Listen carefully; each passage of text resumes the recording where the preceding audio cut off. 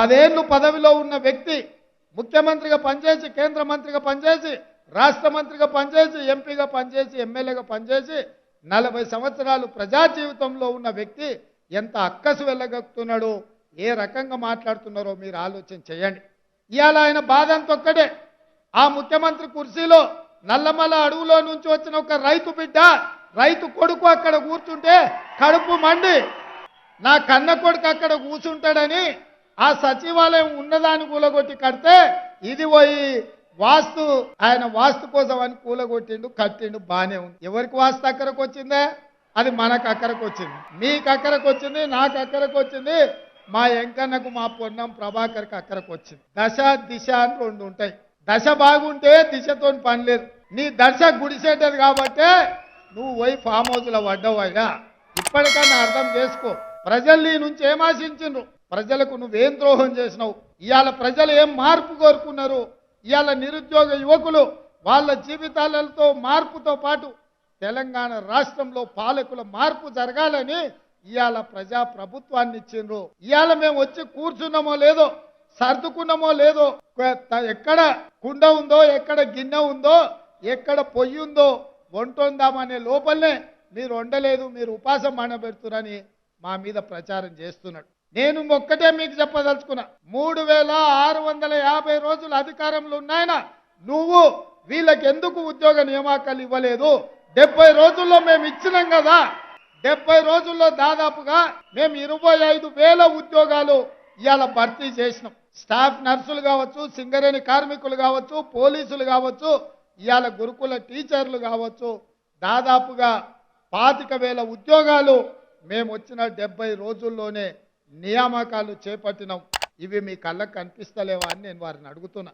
అందుకే ఇవాళ మీరు ఏడ్చినా, పెడబొబ్బలు పెట్టినా, మీరు కాళ్ళు చేతులు ఇరగొట్టుకున్నా, లేకపోతే అమరవీరుల స్తూపం దగ్గర మీ మెడకు ఉరితాడు కట్టుకొని ఏలాడబడ్డా ప్రజలు మీ పట్ల సానుభూతి చూపించారు.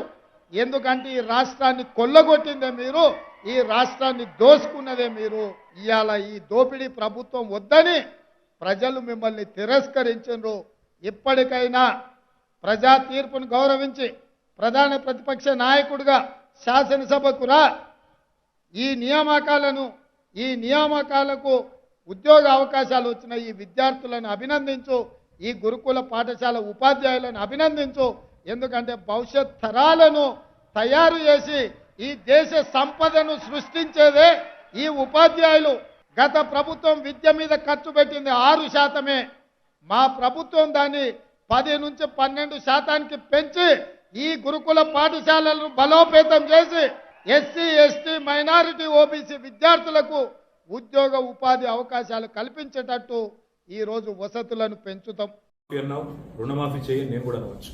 మగాడివైతే రైతు భరోసా స్టార్ట్ చేయి, 70 లక్షల రైతుల ఖాతాల్లో డబ్బులు వేయని నేను కూడా అడగవచ్చు. మగాడివైతే మహాలక్ష్మి స్టార్ట్ చేయి, 1,67,00,000 మంది ఆడబిడ్డలు ఉన్నారు, నెలకు 2,500 ఇస్తానన్నావు, స్టార్ట్ చేయి నేను కూడా అడగవచ్చు. కానీ నేను ఇవన్నీ ఏమనట్లేదు. ఒక్క సీట్ అయినా గెలవము అనే మాట మాట్లాడావు కదా. నీకు నిజంగానే దమ్ముంటే రేవంత్ రెడ్డి గారు, నేను సవాల్ చేస్తా ఉన్నా, నేను నా సిరిసిల్ల ఎమ్మెల్యే పదవికి రాజీనామా చేసి వస్తా. నువ్వు నీ ముఖ్యమంత్రి పదవికి, కొడంగల్ ఎమ్మెల్యే పదవికి రాజీనామా చేసిరా. నీ సిట్టింగ్ సీటు మల్కాజ్గిరిలో ఇద్దరం కొట్లాడదాం. ఆ ఒక్క సీట్లోనే తేల్చుకుందాం. ఈ రాష్ట్రం అంతా అతలాకుతలం చేయాల్సిన అవసరం లేదు. ఆ ఒక్క సీట్లోనే నేను వస్తాను మా పార్టీ తరఫున, నీ తరఫున నూరా, నీ కాంగ్రెస్ పార్టీ తరఫున. అక్కడ తప్పకుండా తేల్చుకుందాం. ఎందుకంటే ఒక్క సీటు గెలవను అని మాట్లాడుతున్నాం. మరి నీ మల్కాజ్గిరి పార్లమెంట్ సీట్లో అసలు ఎన్ని ఎమ్మెల్యేలు గెలిచింది కాంగ్రెస్ పార్టీ? గుండుస్తున్నాం. ఎంతమంది కార్పొరేటర్లు గెలిచారు నీ మల్కాజ్గిరి పార్లమెంట్ పరిధిలో? కాబట్టి గెలుపు ఓటములు అనే వాటిని పట్టుకొని దాన్ని ఎక్కువగా ఊహించుకొని, తన శక్తి సామర్థ్యాలు తాను ఎక్కువ ఊహించుకొని ఇవాళ మాట్లాడుతున్న రేవంత్ రెడ్డి గారికి నిజంగానే ధైర్యం ఉంటే, నిజంగానే దమ్ము ఉంటే, తెగువ ఉంటే నువ్వురా, కొడంగల్ ఎమ్మెల్యే పదవికి రాజీనామా చేయి, ముఖ్యమంత్రి పదవికి రాజీనామా చేయి. మన మల్కాజ్గిరిలో నీ పార్టీ అభ్యర్థిగా నువ్వురా, నేను కూడా నా ఎమ్మెల్యే పదవికి రాజీనామా చేసి నేను కూడా వస్తాను. అక్కడే తెచ్చుకుంటాను.